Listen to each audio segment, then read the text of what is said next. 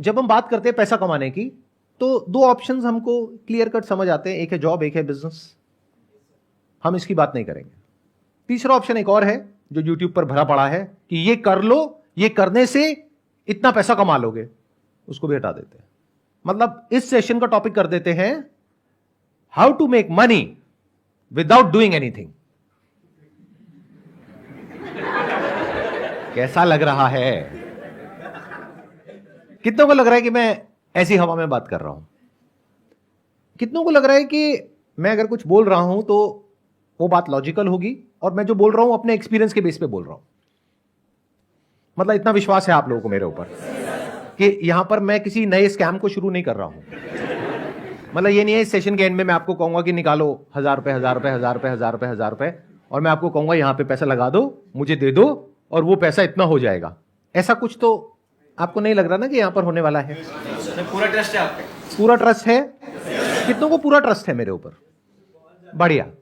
Topic ये है कि how to make money, and when I am talking about money, I am not talking about little money, I am talking about a lot of money without doing anything.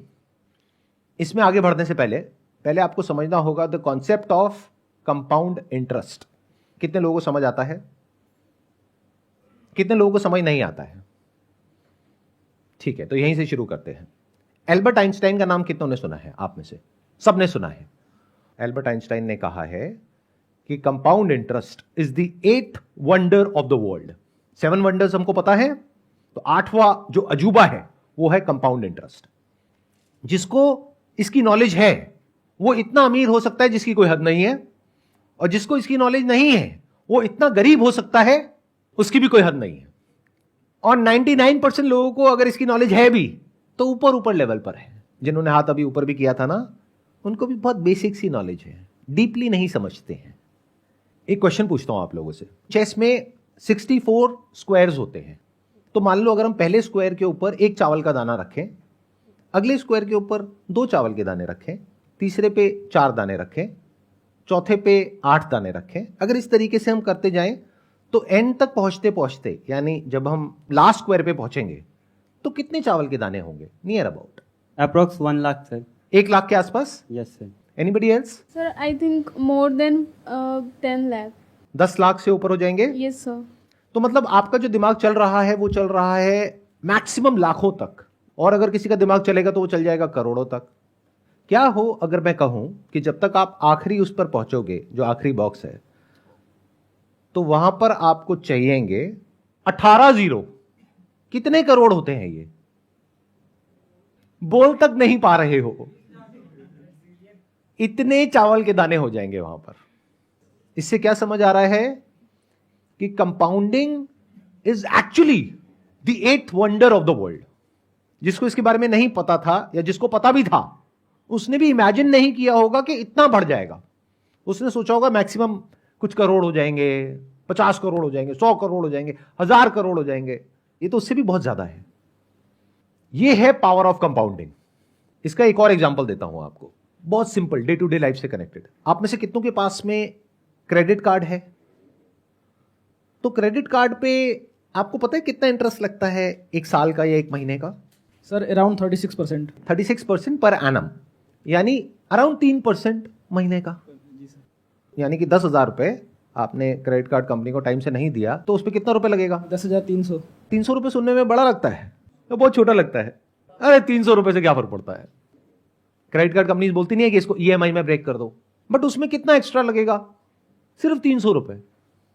तो आप कहोगे अच्छा 300 रुपए तो है। इसका मतलब क्या है? आप कंपाउंडिंग को नहीं समझते हो। और नहीं समझते हो तो अभी मैंने क्या कहा था थोड़ी देर पहले कि जो कंपाउंडिंग को नहीं समझता है वो इतना गरीब हो सकता है जिसकी कोई हद नहीं है, और जो समझता है वो इतना अमीर हो सकता है जिसकी कोई हद नहीं है। तो आप अमीर होना तो चाहते हो, लेकिन क्योंकि आप इसको नहीं समझते हो तो आपके जो सारे एक्शंस हैं वो आपको गरीबी की तरफ ले जाएंगे। आप कहोगे 3% ही तो है, क्या फर्क पड़ता है? तो महीने का 3% मतलब साल का कितना हो गया? 36%। ऐसा आपको लग रहा है क्योंकि आप कंपाउंडिंग को नहीं समझते हो। क्योंकि जो 3% आप नहीं भरोगे इस महीने, उसके अगले महीने उस 3% पे भी 3% लगेगा। तो साल के एंड में अगर आप कैलकुलेट करोगे तो वो 36% नहीं है, वो 50% से भी ऊपर है। Do you know what that means? Bank में अगर आप अपना पैसा रखते हो तो कितना इंटरेस्ट मिलता है? 6-7%। यहां कितना दे रहे हो? 50%। तो अमीर कैसे हो गए अंकल आंटी? बहुत सारे लोगों के पास में, जिनके पास में क्रेडिट कार्ड होता है, मैंने देखा है, वो क्या करते हैं, वो ये नहीं देखते कि अमाउंट कितना ड्यू है, वो देखते हैं मिनिमम अमाउंट ड्यू कितना है। अच्छा मिनिमम इतना है, चलो ये पे कर देता हूं, बाकी का क्या हुआ, उस पर इंटरेस्ट लगेगा। इसमें क्रेडिट कार्ड कंपनी का तो बहुत बड़ा फायदा है और आपका बहुत बड़ा नुकसान है। तो इस सेशन से पहली चीज जो आपको सीखनी है, जो मैं बोल तो रहा हूं लेकिन मुझे पता है कि आप नहीं सीखोगे, वो ये है कि कभी भी जो आपको ईएमआई पे करनी है उसको डिले मत करो। क्योंकि अभी अगर आपने ये सोचा कि 10,000 के ऊपर 300 रुपए है, तो कल आप ऐसे ही सोचोगे कि 1 लाख के ऊपर 3,000 रुपए तो है। तो अगर आपको मेरी ये बात समझ आ गई है तो ये आपको बचाएगा गरीब होने से। अब दूसरे एस्पेक्ट पे आते हैं कि अमीर कैसे होते हैं इस फंडे को यूज करके।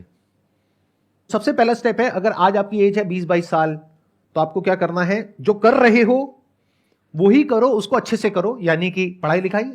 मान करके चलते हैं 25 साल की एज तक आते आते आपकी कहीं पर अच्छी जगह पर जॉब लग जाती है, क्योंकि आपने अच्छे से तैयारी करी है उस जॉब के लिए। ये हो गया जॉब सेगमेंट।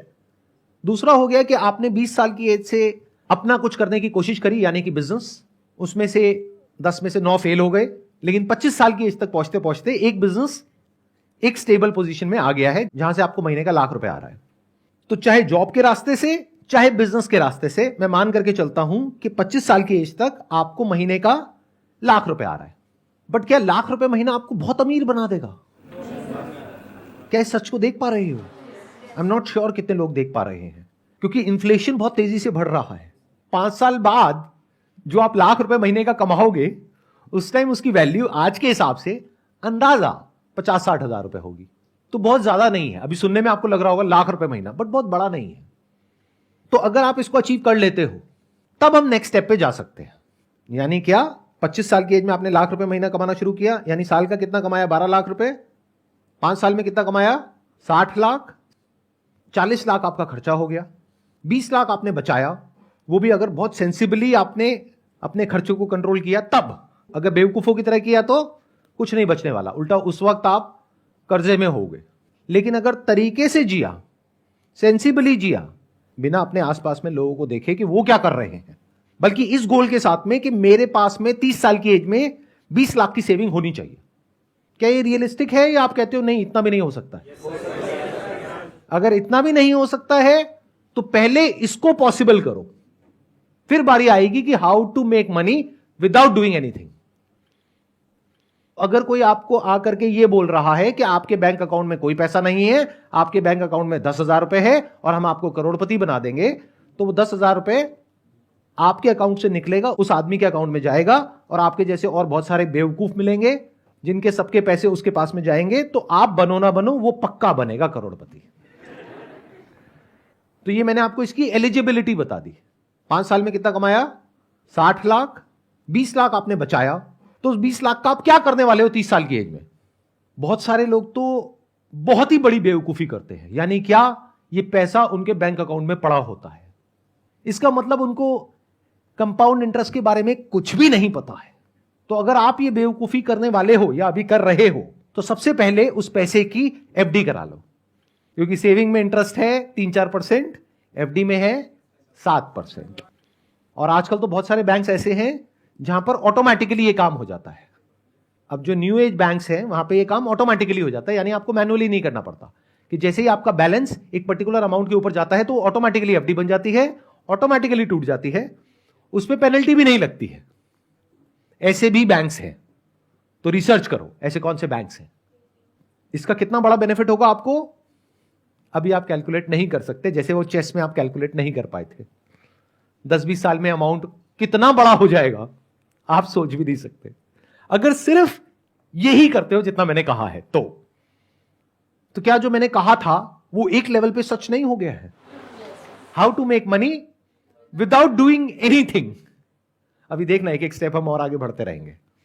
मतलब आपने क्या किया, दो काम करे अभी तक। एक, कोई भी ऐसा लोन नहीं लिया जिसका इंटरेस्ट बहुत हाई हो, एक आपने ये किया।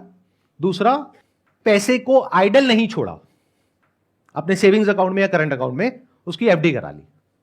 अगर सिर्फ ये दो काम करे तो you are already making a lot of money without doing anything. लेकिन अब आप कहते हो कि नहीं सर, ये जो तरीका आपने बताया इसमें मैं समझ रहा हूं कि मैं पैसा कमाऊंगा लेकिन मैं और कमाना चाहता हूं, तो उसका क्या तरीका है?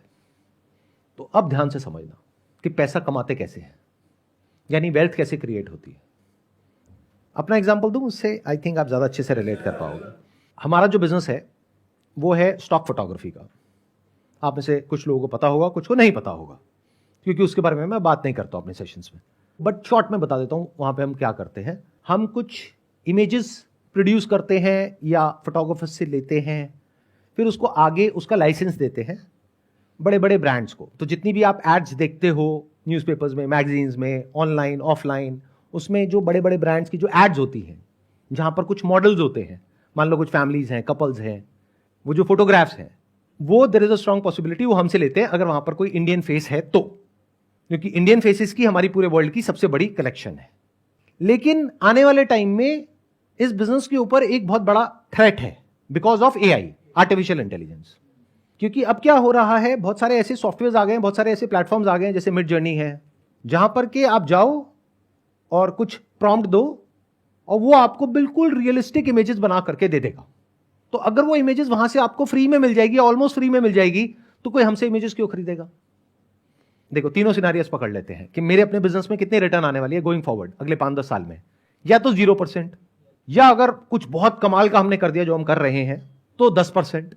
और अगर हम इस थ्रेट को ढंग से मैनेज नहीं कर पाए, यानी जो एआई की वजह से हमारे बिजनेस पे थ्रेट है उसको हम ढंग से मैनेज नहीं कर पाए, तो बिजनेस हो सकता है 10% से गिरने लग जाए हर साल का।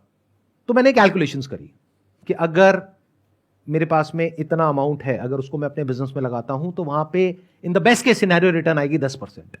तो क्या कहीं कोई और बिजनेस है जहां पर मैं पैसा लगाता हूं तो रिटर्न आएगी 25 से 30%? तो उस बिजनेस में पैसा लगाना बेटर है या अपने बिजनेस में पैसा लगाना बेटर है? Does it making some sense to you guys? अब मैं कुछ ऐसा बोलने वाला हूं जो हो सकता है आप लोगों की जो सोच है उससे बहुत अलग है, लेकिन अगर समझोगे डीपली मेरी बात को तो समझ पाओगे मैं किस एंगल से क्या बोल रहा हूं। हम जब भी स्टॉक मार्केट का नाम सुनते हैं तो हम सबके माइंड में क्या थॉट्स आते हैं? जुआ है, सट्टा बाजार है, रिस्की है, जो पूरी तरह से झूठ नहीं है, क्योंकि बहुत सारे लोग इसको इसी तरीके से देखते हैं।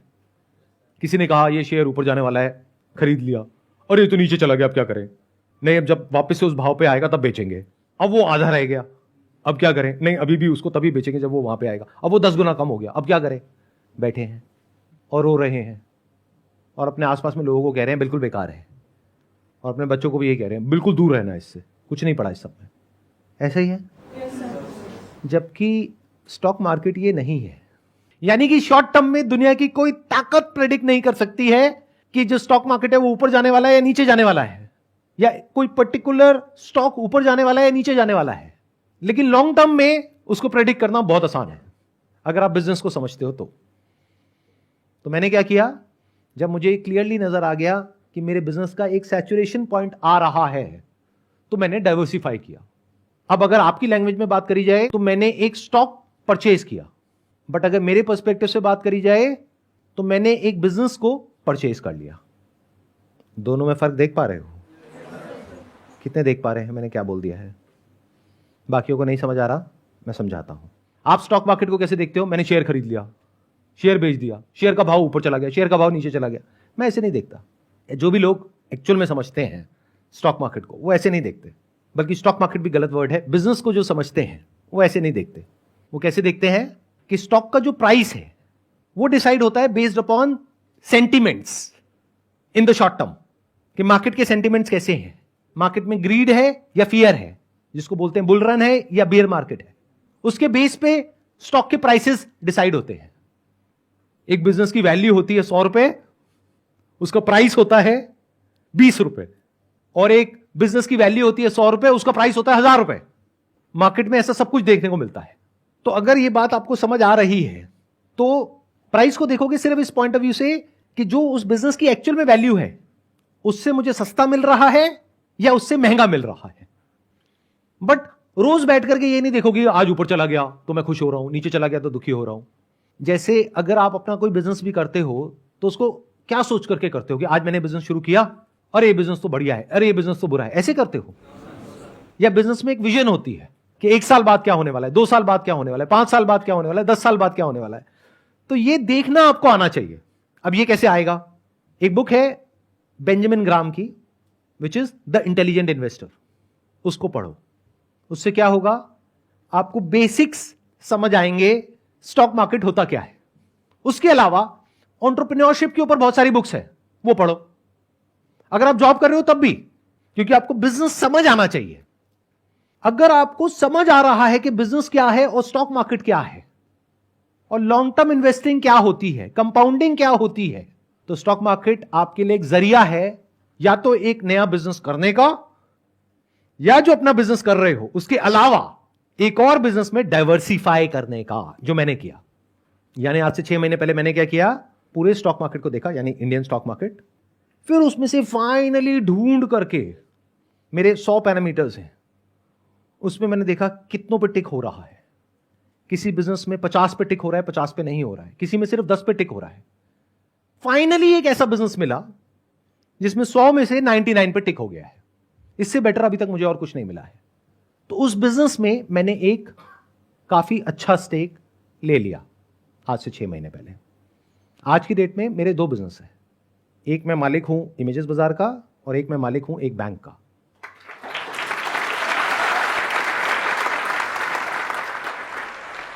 अब जब मैंने ये बोला, आपने तालियां बजाई, इसका मतलब क्या है? आपको ये लग रहा है कि मैंने पूरा का पूरा बैंक खरीद लिया। अरे नहीं भैया, I am one of the owners of that bank. Owner कौन होता है और एम्प्लॉय कौन होता है? जो उस बैंक का मैनेजमेंट है वो एम्प्लॉयज है, जो उस बैंक का सीईओ है वो एम्प्लॉय है उस बैंक का, उसको सैलरी मिलती है। बट मालिक कौन है? Share holder is the owner. तो I am the share holder of that particular bank.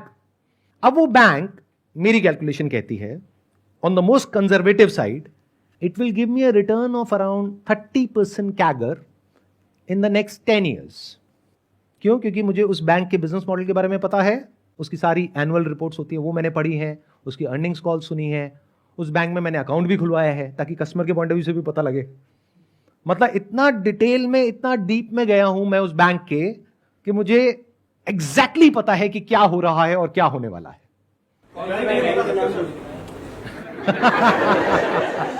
Sir एक काम करो ना सर, बैंक का नाम ही बता दो। बिल्कुल नहीं बताने वाला। क्यों? क्योंकि अगर मैं ये बताता हूं तो 2 वजह है ना बताने की। एक, लीगली ये बताना ठीक नहीं है from the regulation point of view, कि मैं ऐसे अगर आता हूं और आकर के आपको बताता हूं तो वो एक तरह से सलाह हो गई। तो I can not give you any advice. तो मैं आपको नहीं बता रहा कि उसका नाम क्या है, खुद फिगर आउट करो। अगर मैंने आपको नाम बता भी दिया बैंक का, आपने खरीद भी लिया, तब भी आप डरे रहोगे। जैसे उस बैंक के शेयर का प्राइस है वो मानो 1 साल बाद आधा रह गया। तो वैसे तो आपके पास में मेरा फोन नंबर नहीं है, लेकिन अगर होगा तो फोन करोगे, सर ये क्या हो गया, सर मैं लुट गया, मैं बर्बाद हो गया। क्यों? क्योंकि स्टॉक मार्केट तो समझ आया नहीं है आपको, ना बिजनेस समझ आया है। Never blind trust anyone. Blind trust का मतलब यही है कि आप कुछ देख ही नहीं पा रहे हो, बस किसी के पीछे पीछे चल रहे हो। वहां पर हमेशा डर रहता है। आंखें हैं आपके पास में तो देखो, कान है सुनो, दिमाग है समझो कि जो मैंने कहा वो क्या है, और जरूरी नहीं है वही करना है जो मैंने किया, क्योंकि आपको पता ही नहीं कि मैंने क्या किया और किस प्राइस पॉइंट पे किया। जिस प्राइस पॉइंट पे मैंने इन्वेस्ट किया आज ऑलरेडी उससे 50% ऊपर है वो। तो क्या ये प्राइस पॉइंट ठीक है या नहीं है इन्वेस्ट करने के लिए? हो सकता है हो सकता है ना हो, मैं क्यों बताऊं, खुद फिगर आउट करो। तो ये जो आपको क्रच चाहिए होता है ना आगे चलने के लिए, I am not giving you a crutch, I am just telling you how to think. मतलब आपको सब कुछ पता होना चाहिए उस इंडस्ट्री के बारे में, उस पर्टिकुलर कंपनी के बारे में, उसके प्रमोटर्स के बारे में, बिजनेस के बारे में आपको समझ आना चाहिए कि बिजनेस क्या है, क्या हो रहा है, कैसे होने वाला है, अभी वो बिजनेस किस फेज में है। आपको पता होना चाहिए नेचुरल ट्रैक्शन क्या होता है, यानी कि वो बिजनेस अपने आप बढ़ रहा है, यानी एक बैंक के स्टैंड पॉइंट से अगर समझा जाए तो उस बैंक के डिपॉजिट्स बहुत तेजी से बढ़ रहे हैं। यह सिग्नल है कि पब्लिक को ट्रस्ट है उस बैंक के ऊपर। इसलिए जो मैंने अपना सेकंड बिजनेस किया, यह भी कहना गलत होगा, किया, जिस सेकंड बिजनेस में मैंने इन्वेस्ट किया वो बैंक में किया, क्योंकि इंडिया में जो आरबीआई है वो बहुत स्ट्रांग है, उसकी जो रेगुलेशंस है वो बहुत ही कमाल की है। और आपको एक बहुत मजेदार बात बताता हूं जो हो सकता है आप में से बहुत सारे लोगों को पता भी नहीं होगा। आपने जॉब करी, आपने 20 लाख रुपए कमाया, आपने क्या किया, उस 20 लाख की एफडी करा दी। आपने कहा ये सब जो आपकी बातें हैं ना मेरे को नहीं समझ आती, मैं तो एफडी करा रहा हूं। 20 लाख आपका एफडी में पड़ा है, मान लो वो बैंक डूब गया, बंद हो गया, तो उस 20 लाख का क्या होगा जो आपने एफडी कराई है? ये बात पता है? कितनों को नहीं पता है? हाथ ऊपर करो। मतलब आपका 5 लाख रुपए इंश्योर्ड है, बाकी 15 लाख गया। तो जिसको आप और आपके पेरेंट्स बहुत सेफ समझते हो वो भी सेफ नहीं है, बल्कि मैं ज्यादा सेफ हूं, क्योंकि आप तो एफडी करा के भूले पड़े हो। तो आपको तो तब पता लगेगा जब न्यूज में आ जाएगा। मैं तो मालिक हूं ना उस बैंक का, तो मैं उसको मॉनिटर करता रहता हूं, उसकी अर्निंग्स कॉल सुनता रहता हूं, उसकी जो क्वार्टरली रिपोर्ट्स हैं उसको स्टडी करता रहता हूं। तो कहीं भी कुछ भी गड़बड़ हुआ तो सबसे पहले मुझे पता लगेगा, उसके 6 महीने, 1 साल या 2 साल बाद आपको पता लगेगा। तो जैसे ही मुझे पता लगेगा उस दिन मुझे एक बटन दबाना है और वो सारा पैसा मेरे बैंक अकाउंट में आ जाएगा। उस बैंक अकाउंट में नहीं जो बैंक डूबने वाला है किसी दूसरे बैंक अकाउंट में। तो ये ज्यादा सेफ है, ये ज्यादा सिक्योर है। नॉलेज के बेस पे एक्ट करना, specially if that knowledge is backed by facts, data and right understanding, that is much more safe and secure than blindly चलना। तो अगर मेरी बात आपको समझ आ रही है तो शॉर्ट टर्म में अब वो जो आपने इन्वेस्टमेंट करी है वो चाहे ऊपर जाए चाहे नीचे जाए आपको फर्क नहीं पड़ने वाला। जैसे अपने घर में फर्क नहीं पड़ता। क्या आपने घर का प्राइस रोज चेक करते हो सुबह उठ करके? सुबह जा करके, मतलब ऑफिस जाते वक्त या ऑफिस से आने के बाद में, क्या अपने घर के पास में जो डीलर है उसके पास में जाकर के बैठ जाते हो उसके ऑफिस में, भाई आज मेरे घर का क्या दाम है? भाई आज तो 50 लाख रुपए है। अरे कल तो यार 51 लाख रुपए था, आज 50 लाख हो गया। आज क्या भाव है भैया? आज 52 लाख है। अरे मजा आ गया। अरे भाई बेचना हो तो खुश हो या परेशान हो। यानी अगर मैं अपना एग्जांपल दूं तो ये जो बैंक, एक ऐसा भी फेज था आज से आई थिंक 4-5 महीने पहले, जब वो बहुत नीचे चला गया, बहुत मतलब 10-15% टूट गया, तो मैं दुखी नहीं हुआ। आज वो स्टॉक बहुत ऊपर है, तो अगर मैं आपको नंबर बताऊंगा तो आपके पैरों के नीचे जमीन निकल जाएगी सुन करके, लेकिन उसकी वजह से मैं खुश नहीं हो रहा हूं। अब एक काम करते हैं, अब मेरे को छोड़ते हैं, आपकी बात करते हैं। यानी 30 साल की उम्र में आपके पास में 20 लाख रुपए है, उसमें से 10 लाख रुपए आपने अपने पास में रखा, जिससे कि अगर कभी कोई प्रॉब्लम आ जाए एकदम से तो आपके पास में इतना पैसा होना चाहिए इमीडिएटली। बचा 10 लाख रुपए, तो 10 लाख रुपए को आपने इन्वेस्ट करा। अगर मेरे स्टैंड पॉइंट से देखोगे तो ये टाइम अच्छा है बैंक में इन्वेस्ट करने के लिए, क्योंकि अगर इंडिया की इकोनॉमी को ग्रो करना है तो बैंकिंग सिस्टम को तो ग्रो करना ही पड़ेगा। तो अगर आप इंडिया की जो ग्रोथ स्टोरी है उस पर आपका विश्वास है तो बैंकिंग सेक्टर तो ग्रो करेगा ही, बिना उसके जो इंडियन इकोनॉमी है वो ग्रो नहीं कर सकती। India is one of the fastest growing economies in the world. तो for India to grow in the next 10 years, 20 years, banking system has to grow. तो ऐसे में अगर कोई न्यू एज बैंक को आप आइडेंटिफाई कर पाओ जो कि बिल्कुल परफेक्टली पोजीशनड है इसको आने वाले 5-10 साल में एनकैश करने के लिए, और आज या तो रीजनेबली वैल्यूड है या अंडर वैल्यूड है, इसको मार्जिन ऑफ सेफ्टी बोलते हैं, जहां पर आपको पता है कि पैसा डूबने की पॉसिबिलिटी ऑलमोस्ट 0% है, तो ये मेरे हिसाब से अच्छा ऑप्शन है।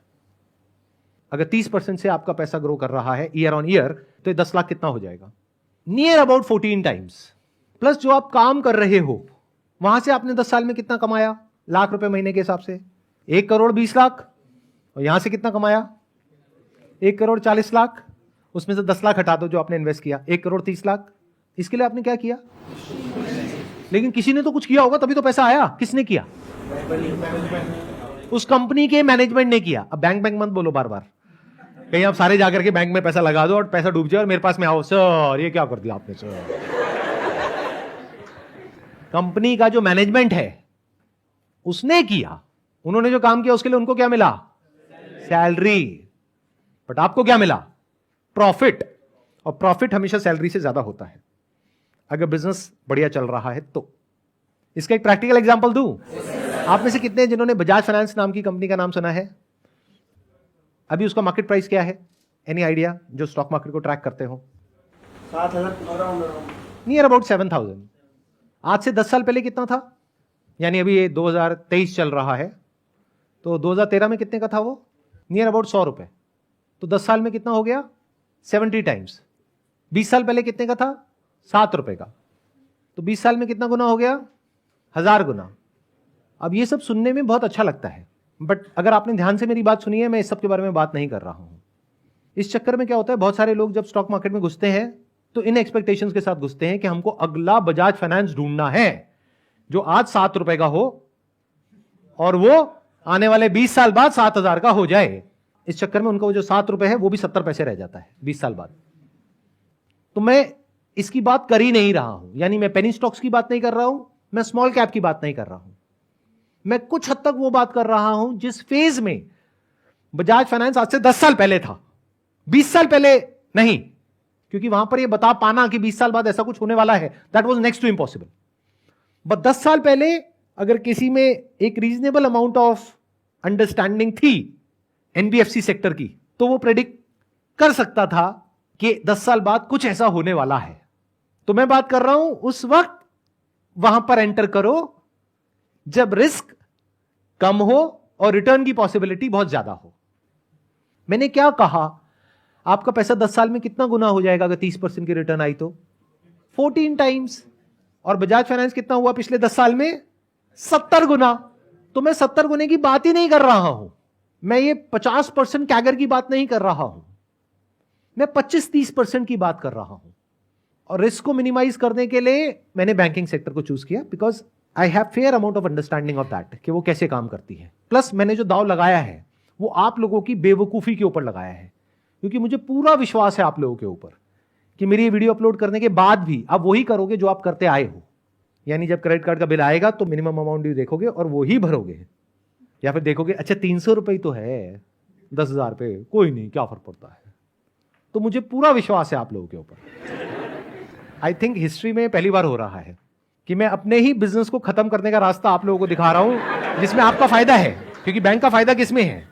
जब आप महंगे से महंगे इंटरेस्ट पे लोन लो ज्यादा से ज्यादा, तब बैंक कमाएगा, तब मैं कमाऊंगा, because I am the owner of that bank.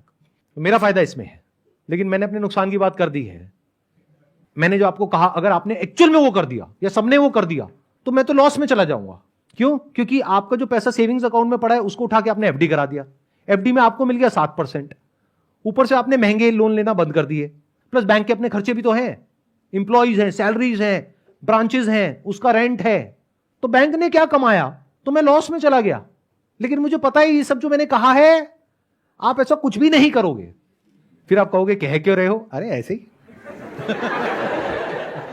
मेरी आदत है सच बोलने की, इसी में तो मजा है।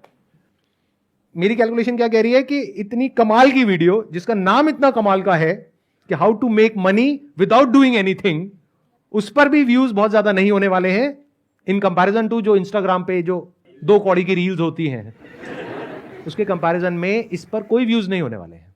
आप शेयर करोगे फिर भी लोग नहीं देखने वाले हैं। ये अगर शेयर करोगे ना व्हाट्सएप पे जाकर के कि अगर ये शेयर नहीं किया 10 लोगों को तो तुम्हारी मां मर जाएगी, तो वो पूरे इंडिया में फैल जाएगा। तो अब देखते हैं क्या होता है। 10 साल बाद मैं एक और वीडियो बनाऊंगा, इसका पार्ट 2, और आपको एग्जैक्ट बताऊंगा कि मैंने जो इन्वेस्टमेंट करी उसका कितना गुना हुआ।